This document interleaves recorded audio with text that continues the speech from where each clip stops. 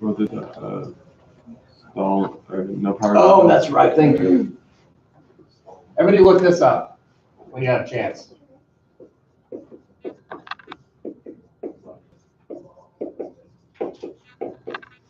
In your normal procedures. Balked landing. What's a balked landing? You executing. A go around. That is your go around. They don't call it a go around in Cessna. DOH, they call it balked landing. That is what you're going to do on a power off stall recovery. First, you'll break the stall by lowering the nose, reducing the AOA, and going full power. Why do we go full power? It's not to break the stall, it's to do something. Limit the altitude loss. Go. Okay, you good? All right. Who had a chance to read up on weight balance? Good. Who brought their handout in? One, two, hands high. I want to see who's proud. Yay. All right. Well, you'll have a cheat sheet then because we're going to fill it out tonight, hopefully, if we have time. If not, we will definitely be doing it on Thursday. So print them out, okay? It's to help you guys out. All right, we're talking about weight and balance tonight. So we're going to go over some terminology, where to find those terms and the definitions, how weight and balance actually affects the airplane, different aspects of forward CG, aft CG, and then why it's important to us as pilots, because it's pretty important. All right, who knows what what reference datum is? Oh, you want me to explain it? Well, what's the definition of it? The datum is basically the center point for what you're measuring your CGs. So like on a 172, it's where the windshield meets the actual fuselage, that line. What's that called? The datum line. Firewall. The firewall. Isn't that what the manufacturer makes, right? It is an arbitrary point either in front of the airplane or on the airplane. On Pipers, it's at the very tip of the spinner. On F-22s, it's about 4 feet out from the airplane. Does anybody know why it's out that far? Not you. I told you why. I know why. I used to have a probe on the front of it that was about 4 feet long. As the production went into production, they took the probe off because it was for testing only. But they kept the data. It's just a reference point for them to measure all the other points down the airplane. It doesn't matter where it's at. Because by putting it on the firewall for the Cessnas, it's possible to have a negative number. Oil. If you add or subtract oil on it, that changes it negatively. Well, if you add oil, it's negatively. Station. It's like a point on the fuselage. Yeah. How do we measure these points? Yeah. We put in inches. It's an arm. The amount of impact that weight that station has on the center of gravity. What's another really good term for it? Starts with an L. Leverage. It's leverage. Think of this as using a lever with a fulcrum. It's basically what you do. Moment. What's the moment? The impact. I'm sorry? Isn't that the impact? Not the impact. You're close. You're on the right track. Starts with an F. What's F equals mass times acceleration? What's that F? Force. It's your force. Obviously, center of gravity. What's center of gravity? It's an imaginary point where It's not imaginary. It's a real point. Okay, it's a real point, but it's where you can suspend it from and balance. It's where you rotate around. Exactly. It's the balancing point. It is the point that the plane will rotate around, where your CG is. CG arms, CG limits, okay? Standard empty weight. Who knows what that is? First, depends. Depends on the manufacturer. That was out like the seats and like everything. No, it depends. It could be with oil, without oil, with some, with unused fuel, or without, it depends. The manufacturer will define that. Same thing with basic empty weight. What about the useful load? That's what that aircraft Passenger. can lift, the lift capacity. It's how much it can carry. Good. Maximum takeoff weight and landing weights, okay? Where is all this information found? The manufacturer. Where? Supplement. Conditions? Limitations.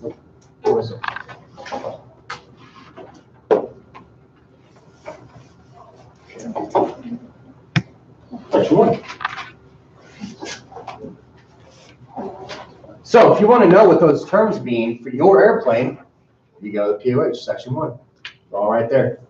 This is for the 172S. Okay.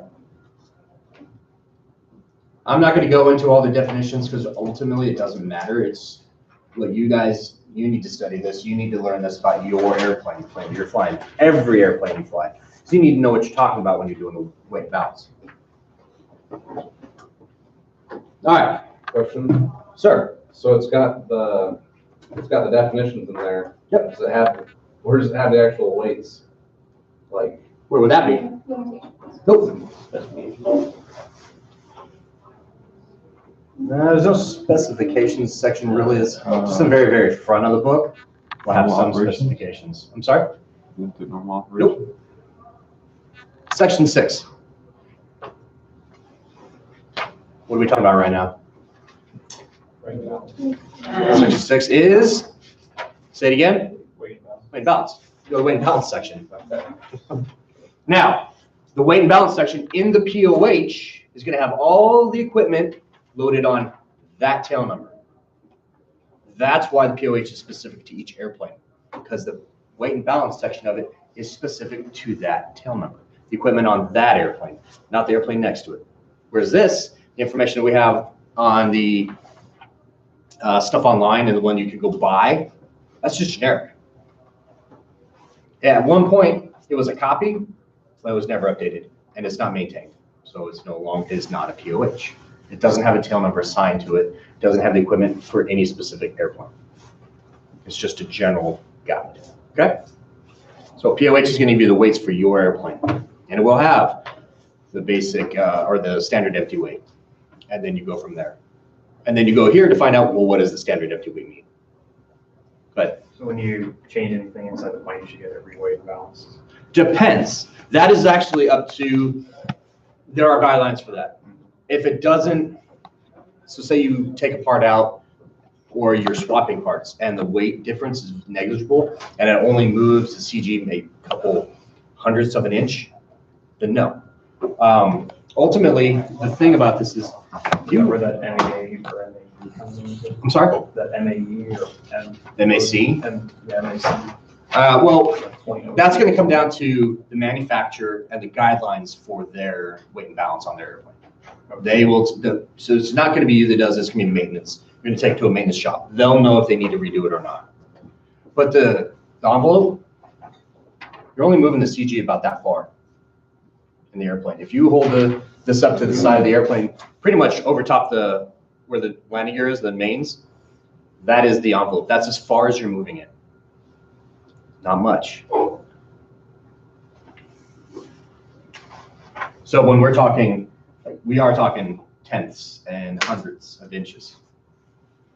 Maybe an inch if you do massive weight shifts.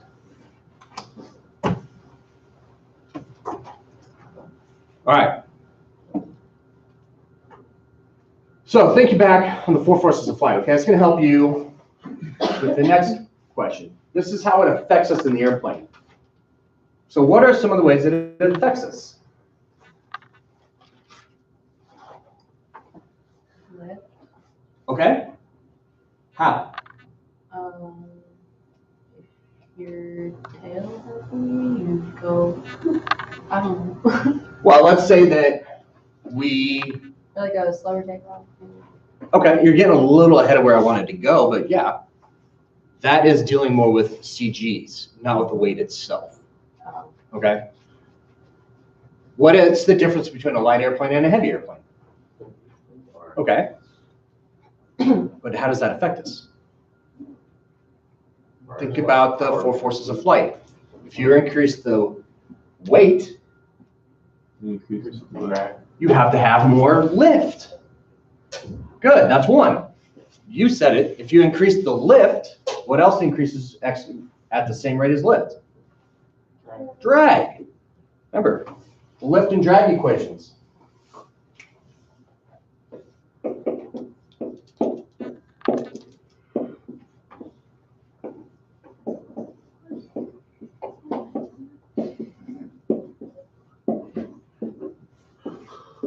They look similar?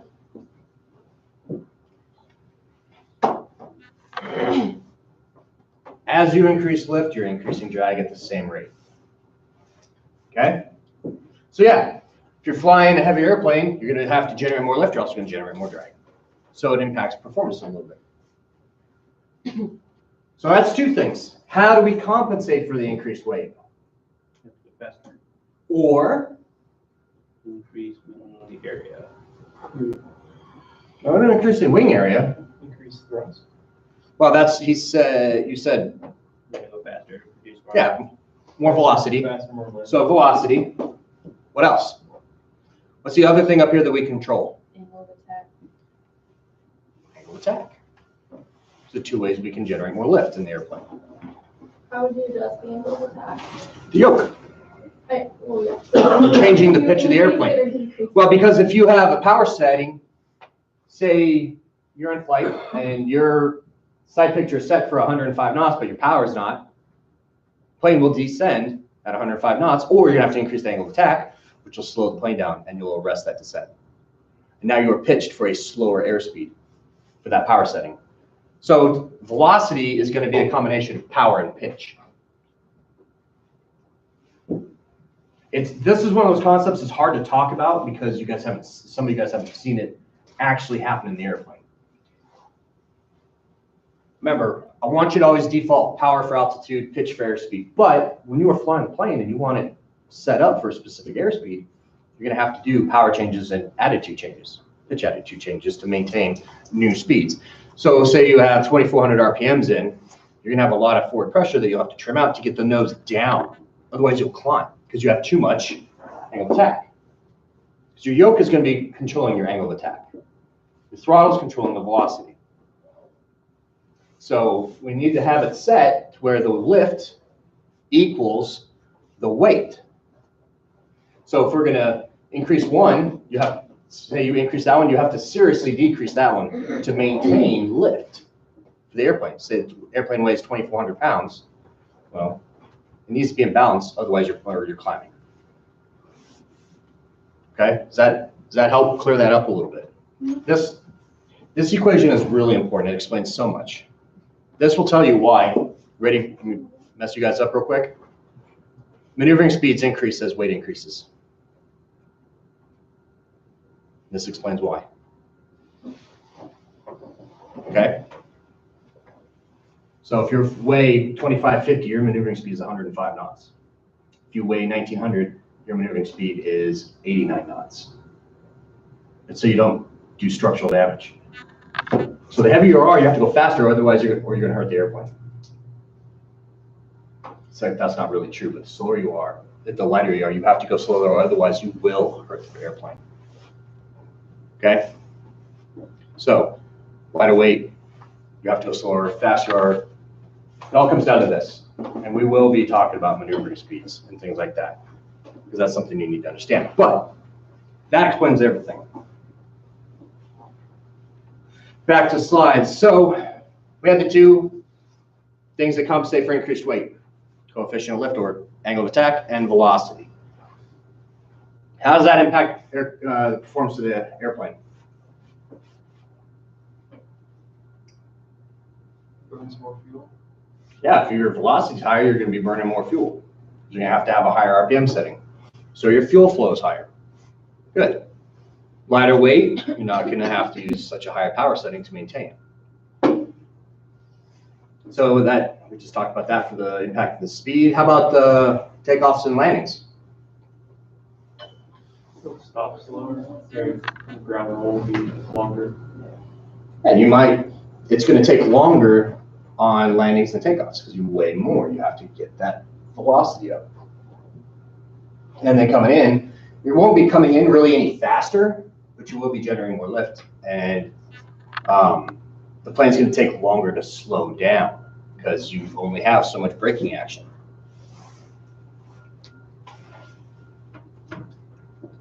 Here's another one for you. What are all these?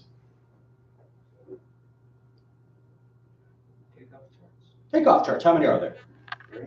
Why are there 3? 3 different weights. What happens to the distances as weight increases? Increase. Okay?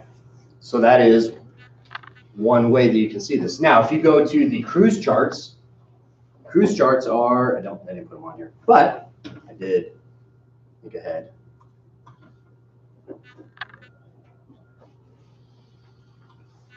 Can we go back to the? Yep, just a takeoff sec. charts? I'll go right back to them. What do you see for the cruise chart?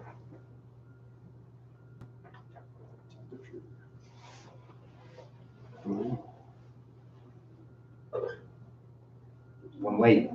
It's at the max gross. Because anything less than that will be better performance, so they don't really care. So they can't put charts in there for everything. That is it. You have 2 cruise performance ones. Why do you have 2? Altitudes.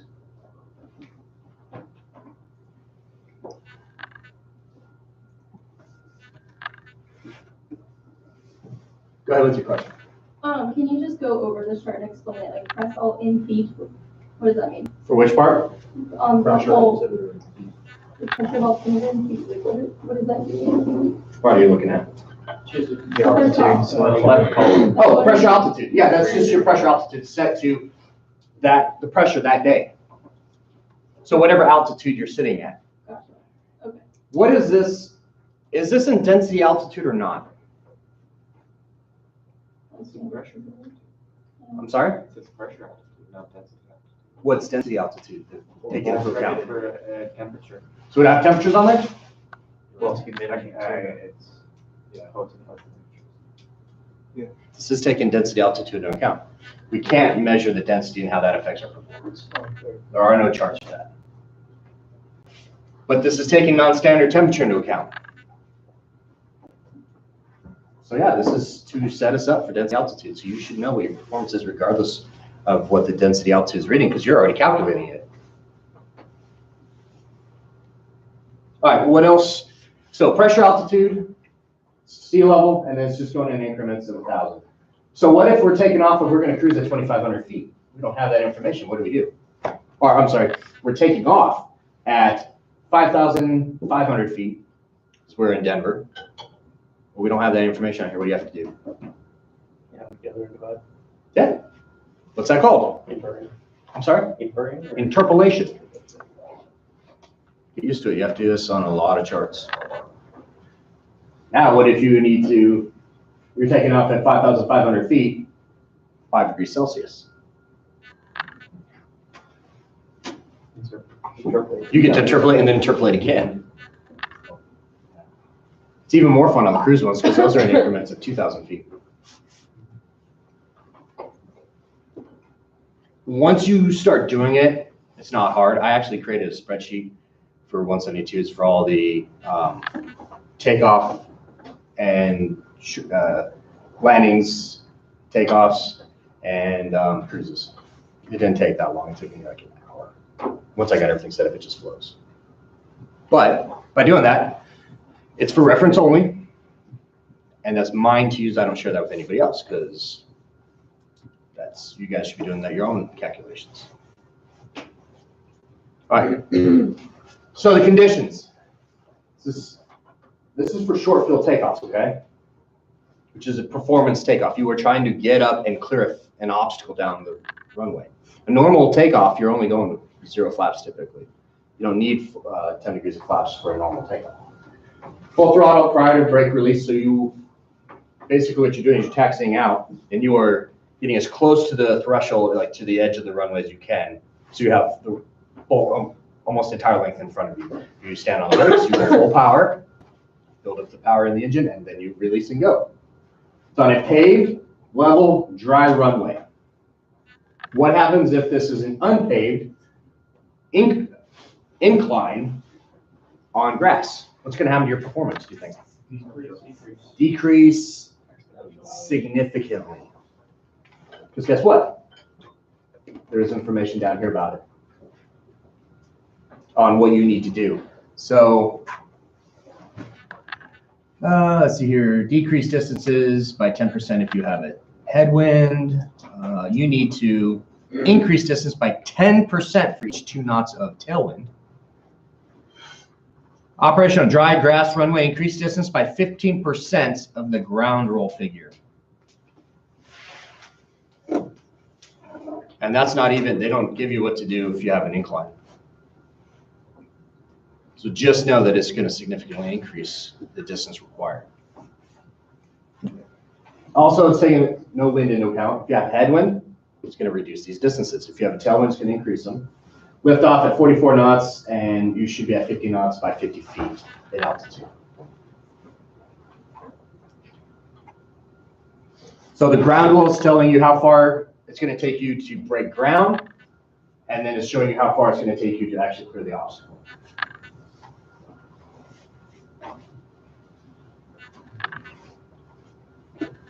All right. But the big thing I want you to take away from this, as weight increases, the distances increase. All right, what's a forward CG? Where is forward of the data? Not quite the datum. Forward of the envelope. Remember, what did I say? How big was the envelope? Small. Sheet of paper, basically, right? The short side of the sheet of paper. So, say your CG is outside that, is forward of that point. Now you have a forward CG. How does that affect the airplane? It's harder to control. It's actually more stable. Aft CG is less stable. What does it do though? Because what is the good thing? Let's go with this real quick then. What's the good thing with an aft CG? Or no, sorry, with forward CG? Just that it's easier to control. Yeah, you can get the nose down if you need to, brake stall. If you have an aft CG, you have very limited control of that airplane. You may not be able to get the nose forward. There have been accidents with too far aft CG and planes have crashed. Kind of like the cars, like forward drive and rearward drive. Like if you have forward drive, you don't slide as much. We have a little more controllability over that, but think of a boat. If you're digging in too much, it's very difficult, right? But you get into a wave, it's going to come right back down. It's going to stay more stable in the water. Now, there's good and bad for both. What's bad about it? Well, we already said it's easy to go forward, not so easy to go aft. So if you have a really, really far forward CG, you may not even be able to take off because you can't rotate the plane. You can't get the nose up. All right? That's an extreme. It's going to decrease, it's going to increase your takeoff distance and your landing distance because you're not able to generate as much of this. You don't have as much control over this. All right? It's going to decrease your altitude and it's going to increase the time to climb. Your climb performance is going to be decreased. But, again, stall recovery is going to be improved. What about aft CG? What's good about aft CG? All the things that were bad for forward CG are good for aft CG, except stall performance. All right. Why? Why? How do you know, or how can you describe all this? Like, what is going on? Must be like a tail dragger. Has more to do with that, but this is a better picture. Show the other picture. Can you show the other picture? Not yet. We're missing one thing on here. Because we're showing the overall, but that's not really the big deal. What's the heaviest thing on our airplane? Engine. Where's that at? Front. Front. So we've got weight here. We have lift here. They're not really balanced, are they? We're going to rotate around this point. What balances out the nose heavy portion of the airplane? Lift of the tail. What kind of lift is that tail? It's a downforce. It generates weight down. It's an upside down wing. Its lift is generated this way to counteract the downforce in that direction. You've got 3 points: lift, drag, and drag. Okay? So weight, basically. You've got 2 points of weight. Now you've got 3, you're balanced. Okay? As you move the CG further aft, what has to work less? What are you taking the weight away from? The tail. Because as the weight's moving further and further aft, it's helping to counteract the weight up here. Because the weight's not changing here. We're talking about the weight inside this area. You move it further and further back, you're helping reduce the work that the tail has to do. So this doesn't have to generate as much downforce to counteract the nose. So we're reducing the lift needed here. What else? If you're reducing the lift there, what else are you reducing? So you're getting better performance. That's why with an FCG, you can climb higher and faster and further, because you are reducing that. It's less drag, well, that part, less drag. Because you're not needing to lift as much with the tail. What is the way that we control the downforce back there?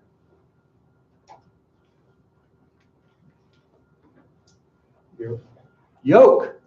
You pull back on the yoke. What is happening back here? What is this piece back here? I'm sorry? The elevator. Elevator. You pull back.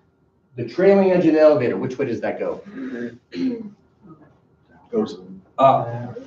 So it's doing this, okay? So if you have a tail,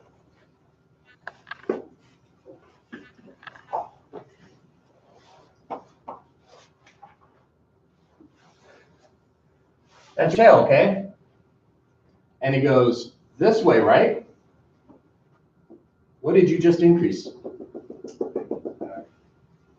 Yeah. In which direction?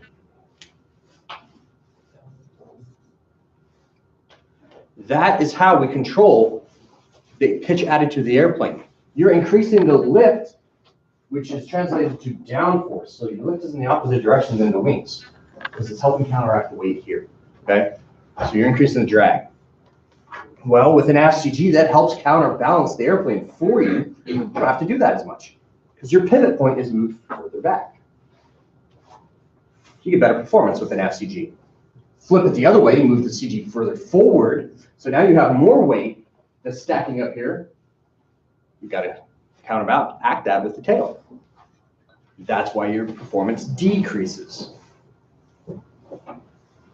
Who is thoroughly confused right now?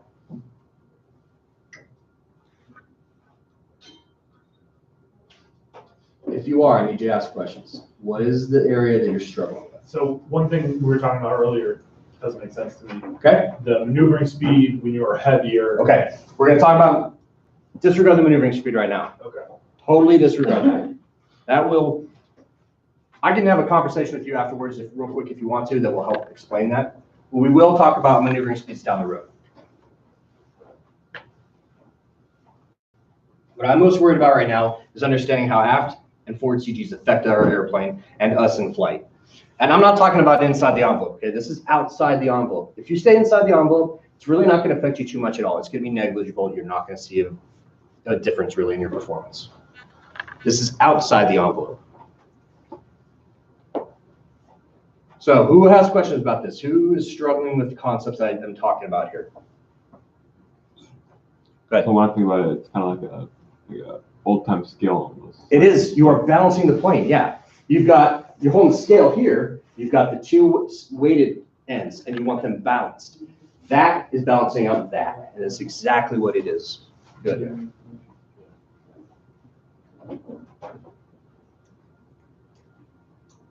Is everybody good now? If you're not, please tell me. Because if you're not, then somebody else probably isn't either. Okay. What circumstances would you have an aft-loaded or forward-loaded plane? If you're that type of person that's willing to take risks and overload things, and just say you're going on a camping trip. How would you overload it to have a forward CG? So I had guys that worked in aircraft loading in Afghanistan with a lot of contractors with cargo planes, a lot of crappy short runways, and those cargo contractors get paid by the pound. They're like, yep, throw more on, throw more on, throw more on. And one of these times, these boys did not clear the mountains out in front of them. There was so much they exceeded the weight capacity of this aircraft. And we're talking a cargo aircraft, think like C-130 variant or something like that, not a 172. Well, I have over 100 hours on the Piper Seminole, which is a twin engine airplane. Anytime I take that airplane up fully loaded with me and an instructor, we always forwarded CG outside the envelope. We were forward of the envelope just based on the way the airplane was set up. We either had to reduce the amount of fuel we had or throw 200 pounds of weight in the back of the airplane, in the back aft cargo compartment, to shift the CG back. Cessna 207's, the datum line is not at the firewall. It's a little back because since they stretched it, you can fit more in the back. The datum doesn't matter, it's the Right. CG points though. Well, right, but I mean, you can still, it's still designed to with friendly for 172, so we can put weight in the nose of the aircraft, if you need to. Right, well, and you could too, but the reason they did that is because it's easier to deal with positives. If they left the datum at the nose or the firewall, it'd all be negative numbers anytime you added there. And that just gets confusing for pilots. We don't deal with like differences too well. But yeah, yes, I get where you're going with that. Go ahead. When I was working the ramp back at home, there was this plane, it was a Sierra J200, and it was like a late night, and it got delayed for like 11 hours, I think. So everybody just went home, but there were like 10 passengers that were on the plane, and we had to put 1,500 ballasts to the back in the aft. What exactly are they like? Like, I know you had to put something back there, but I mean. It is dealing with exactly this. So one of the issues could be if the CG is too far forward, they won't be able to get the nose up. Yeah, I eventually walked away. I didn't do that.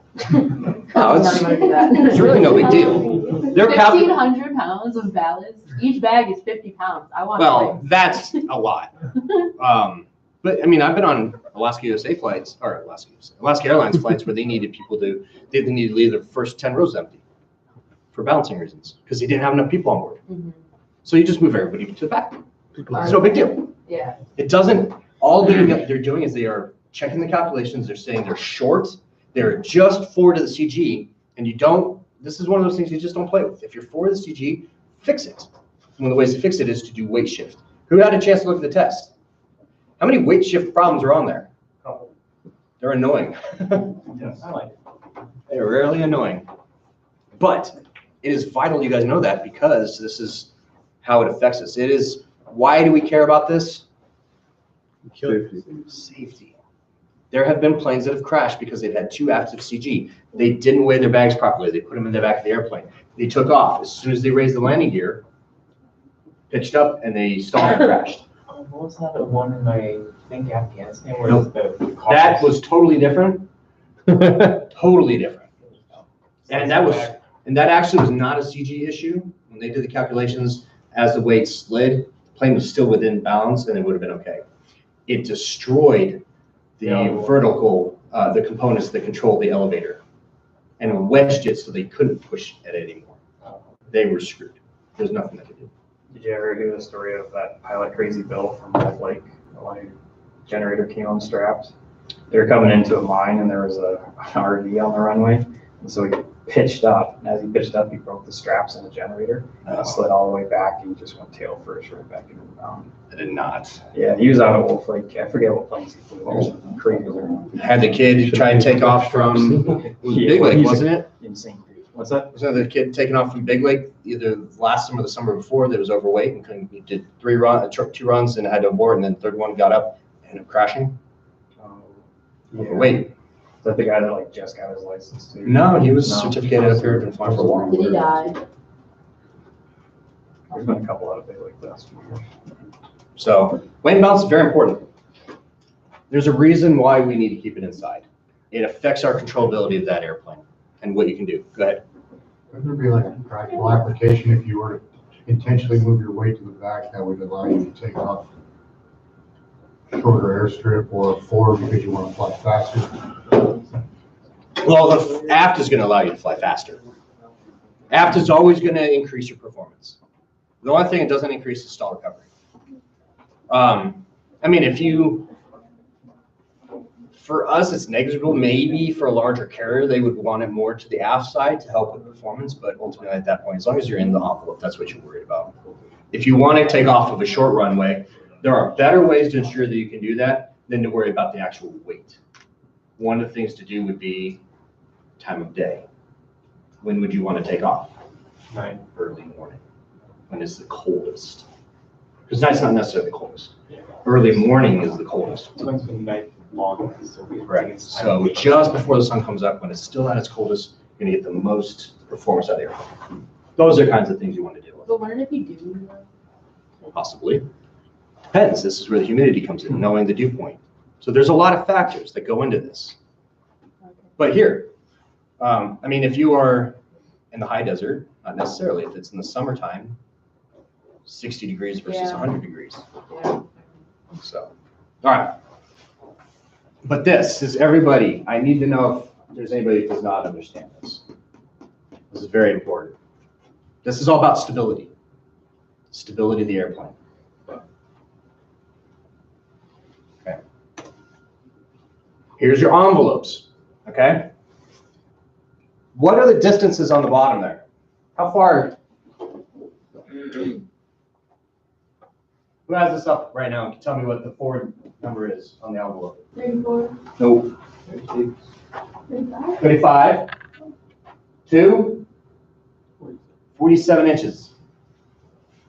It's 12 inches. That is not very far. I guess it would be more about a foot. That's it. That is the limits to our CG. This is the forward end, and this is the aft end. It gets smaller the more weight you have. Okay? So these are two different ways to calculate and see if you are in compliance. So this is using the weight. This is using your the moment down here, and this is using the CG itself, how far you're moving the CG. I check both typically, just to make sure they're both in. Now, bonus for anybody, not that you're gonna get anything, but what do you see? Forget this one for now, we'll just focus on one. What's unique about this? What are you seeing on here?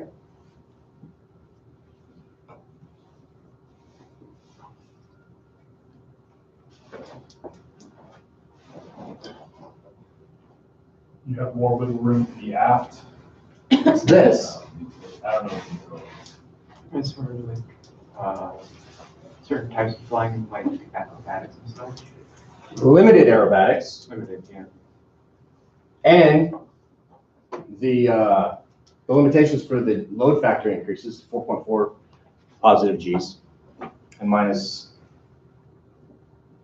1.86, I want to say. Can't remember for sure.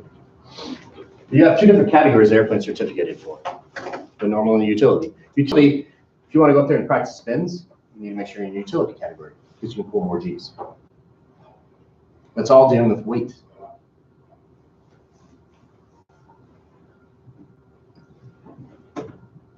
All right. This is one that I built. It's really no different than anyone you should find anywhere else for the most part. I like to take into account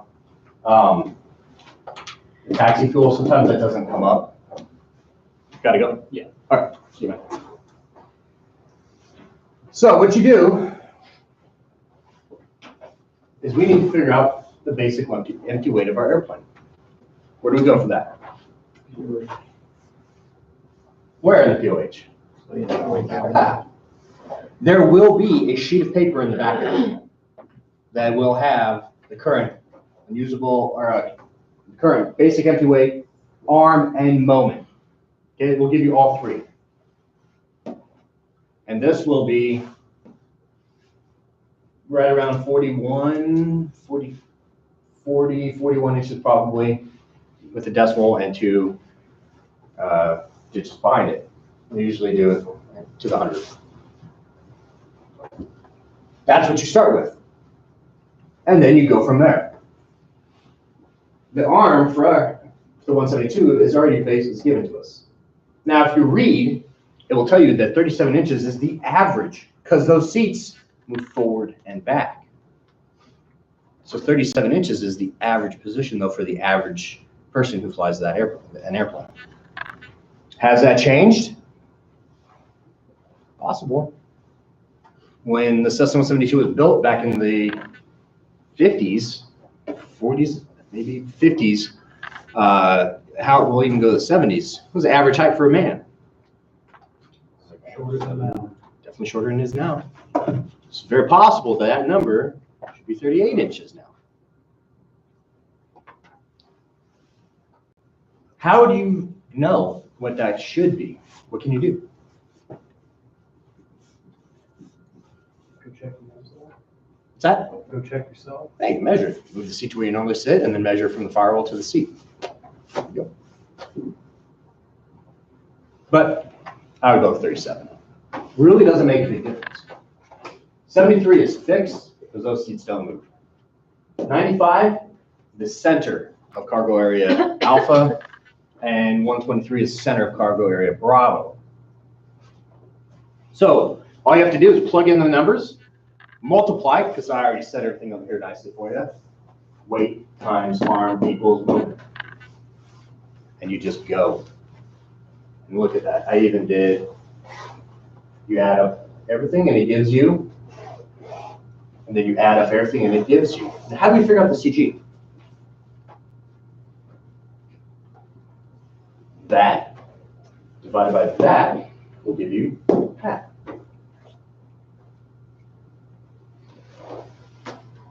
So you guys all get to do one tonight and have it ready so we can talk about it on Thursday. Okay? All the weights, like front row seats and stuff like that, is that all in the POH too? Or? Yep. I will show you where.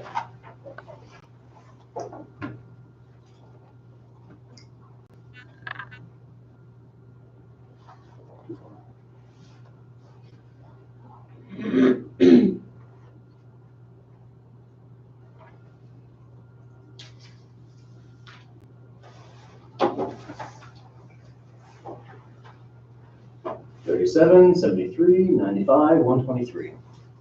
All right there. And then, usable fuel CG arm for integral tanks is located at station 48.